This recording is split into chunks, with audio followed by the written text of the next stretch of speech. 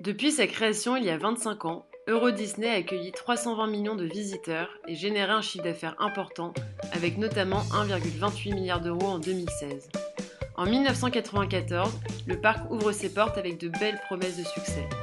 Pourtant, le Mickey français est fauché. 858 millions d'euros de déficit en 2016. Mais que se passe-t-il dans son royaume? Les dirigeants pointent du doigt la météo, les grèves ou encore les attentats.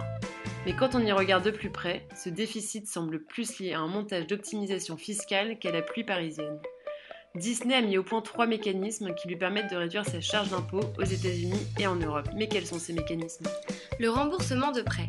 Euro Disney est détenu à 95% par sa maison mère, The Walt Disney Company, située aux États-Unis.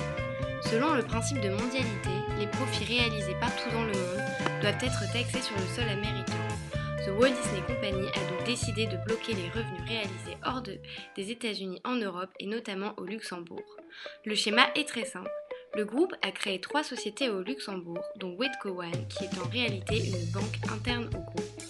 La maison mère prête de l'argent à cette banque à un taux très faible de 0,42%.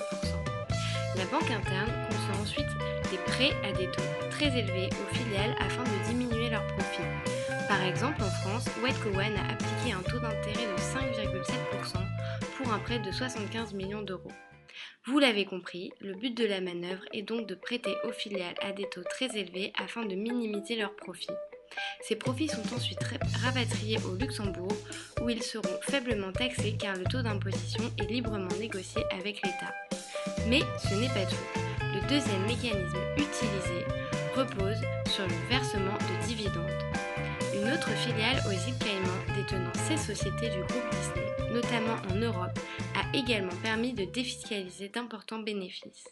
Cette filiale envoie ses profits au Luxembourg sous la forme de dividendes non imposables. Entre 2009 et 2013, cette entité a déjà versé plus de 837 millions d'euros de dividendes au Luxembourg.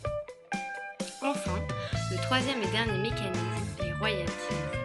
The Walt Disney Company se rémunère par les intérêts d'emprunt élevés, fixés par exemple à 4% en 2012 pour sa filiale française, les redevances annuelles fixées à 1% du chiffre d'affaires des filiales, et enfin, les royalties versées par Euro Disney pour l'utilisation de la marque. Elles sont calculées sur le chiffre d'affaires et représentent entre 5% et 10% de ce dernier. Ce mécanisme, tout comme celui du remboursement de prêts, prive le parc de bénéfices.